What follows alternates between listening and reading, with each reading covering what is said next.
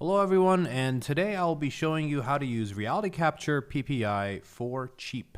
So let's start with importing on photos. I'm importing them at the full resolution that they came in, just to see kind of how much it's going to cost, just at first. Let's run a quick alignment. I typically have my alignment image downscale factor at 3. And I put it to low so that I use the entirety of the images themselves. And once these are calculated, we'll also be able to see the price that our entire image data set will cost. So I captured these images with a Sony Alpha A7R II.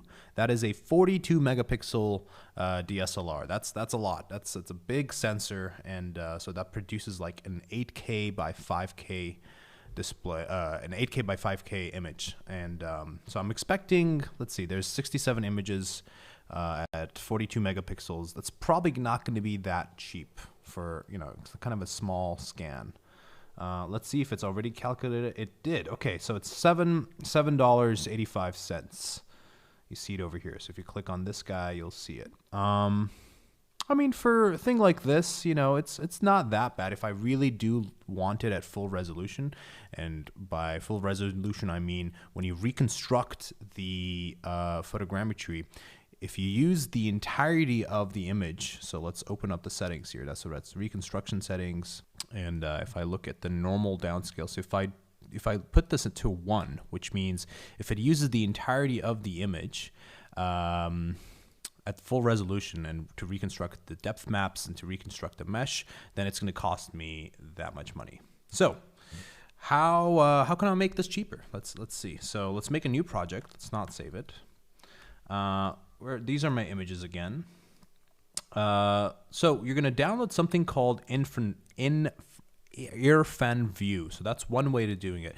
Basically, we need to find a way of downscaling the images. That's the main thing. So if you go, I'll link this here. If you go to infranview.com, I'll have it in the description. You can just download this for free. And when you do, come back here. From InfranView, go to batch conversion / rename. You can also press B. So if you open this up, the worst thing about this app really is the horrible, like old Windows Explorer style. So you can't really like copy paste your address, your directory into here. So you kind of have to do it manually. So go to San Francisco. This is where those were taken. So these are all my images, and you can just add all. So now all these images are in this batch. Then the other thing you have to do is go to advanced settings. So yours might be a little bit different. Basically, pause this video and just take a look at what I have and turn off anything that you don't need. I only have resize turned on, and basically, yeah, no crop, just resizing and downscaling down to 25%. So 25% of 42 megapixels is like 10.5%, or 10.5 megapixel. So that's like a smartphone size photo, which is good. Let's see how much that's going to cost. Leave preserve aspect ratio on, so it's proportionally downscaling, and use resample function better quality. Yeah, that sounds good to me. So let's say okay. And here, basically, the output folder results file. So this is where you want your output stuff to be. If you use current lookin folder, it'll basically use the directory of where your images are. And I'm just going to add downscale at the end here. So it creates a folder in here called downscale. So let's say start batch. All right, it's taking its time because these are large images. And let's cut forward. All right, so now it's done. 0 errors, 0 warnings. Wonderful. Let's just exit batch. Let's make sure it's in here. This is the image. All right. Yeah, in fact, if you zoom in, you'll kind of view actual size. So that's the actual size. If we go to the original image and take a look, view actual size. Oh, nice. Okay, so the cool thing, what we're going to actually do here, and this is new to RealityCapture's latest version. The most interesting thing well, not that interesting. Basically, they've added a way of being able to use low res images for reconstruction, and also sometimes if you want to open up shadows, bring down highlights, basically things to help your mesh reconstruction, you can now use two different data sets, two different images for the reconstruction and one for texturing. So what I want to do is use this for reconstruction. So we call this geometry, and we're going to make another folder and we're going to call it texture. So instead of underscore, you could use exclamation mark, and I think, or you can also use an @ symbol. So basically now RealityCapture has a layers, image layers. So geometry, texture, you can even have multiple texture files. And if you drag them in together, it's actually not going to count twice as many images. If they're named exactly like this, the folders, geometry and texture, it'll use whatever is in geometry for mesh reconstruction and as well as alignment, and then it'll use whatever is in texture just for texturing. So this, you could actually even change the colors, like have it really be, like if you want to do some color mapping, this is where you'd want to do it. So notice this is actually also the higher resolution images, because I want my texture to be as high res as possible, but I also don't want to pay that much. So that's why the mesh reconstruction geometry images are lower res. You don't have to do it this way. You could just stick to your downsampled images. It'll, you don't have to do it this way at all, but this is just something new. So notice here, it says images 67, it says 67 images, right? And even though we dragged in twice as many images, so that's good. It's basically, it worked. The other way you can also check is if you drag one of the images in here, and if you press Shift Tab, it switches to the other layer. You see that? Shift Tab, Shift Tab, Shift Tab, Shift Tab. So it's basically switching between this input layer, geometry, texture, geometry. That's fine. Previously, before they had this, you had to trick RealityCapture. If you wanted to use a different different images for texturing, like better colored images for texturing, you had to kind of like add, you basically had to change the directory of where the images were, so that when you closed and reopened RealityCapture, it asked you to relink the images, and then you relinked it to your new images. That's what I've had to do for the last couple of years. But now RealityCapture has image layers, and that's great. So actually, look at that. So the new price of this data set is $50. $50. We went from, what was it, $7 to half a dollar. That's very cheap. I do also want to see how, like what's going to be the difference in quality. So wait till the end of the video and we'll get to that. I'll basically do a comparison between the two things.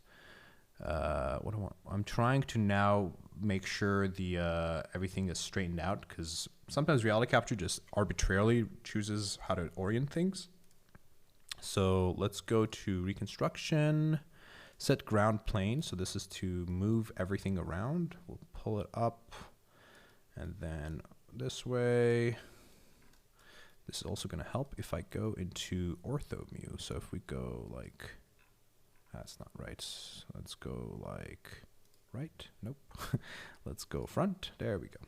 So now we're, instead of perspective, we're in an orthogonal view. So all the edges are straight. So that looks nice. Let's go front or right. Hard to tell, but we'll go with it. So now to go back to ortho view, you have to scroll up to perspective. All right. So after I resize things, I like to make a new reconstruction box so that it's perfectly aligned with the data set. Let's pull it back a little bit, pull this down a bit. Actually, now I'm also seeing that it's slightly tilted, I think, but no, it's not a problem. We're going to end up cropping the borders anyway, and I'll show you guys how to do that in the video by the end of the video. So let's keep going. Actually, maybe that'll be a different video. Yeah, let's do that. We'll do cropping in secondary video. So, I forgot to do something. Let's abort. Let's go to reconstruction settings. Okay, so that was right. I wanted to see what my downscale was because I want to use the full resolution of the already downsampled images in geometry. So it's good I left it at 1. I don't need those. I just like to have them open. Okay, so let's do reconstruction, and I'll see you in a second. Before you go, actually, if you don't already have your layout like this, if you want to do that, basically up here, there's different layouts you can do. The one I typically use is this 3 one. So one I leave in 2D to look at the images, where you could just drag in an image and take a look. And down here, I change it to console. So this actually gives you more information about what's going on. So right now it's calculating depth maps, which basically means it takes a stereo pair of images that have like similar features, and then I guess using like a discrepancy map, or basically it tries to understand what the difference between those two images are, and then creates a depth map from that. And typically like depth maps look like let's see what that looks like. Yeah, it looks like a black and white photo that things in the front are either, things in the foreground are either fully black, or things in the back are fully white. Sometimes it's the inverse. Basically, let's see if we can look at a photogrammetry. Photogrammetry depth map. Sure, something like that. Something like this. That's what it's doing right now. It's generating a depth map for every stereo pair, and then it fuses the depth maps together and then creates a 3D mesh. All right, so the reconstruction is complete, and it has produced a 7.7 million triangle model. So I also went ahead and did a full reconstruction. So this is using the full scale image. However, this time with downscale 2 for depth map.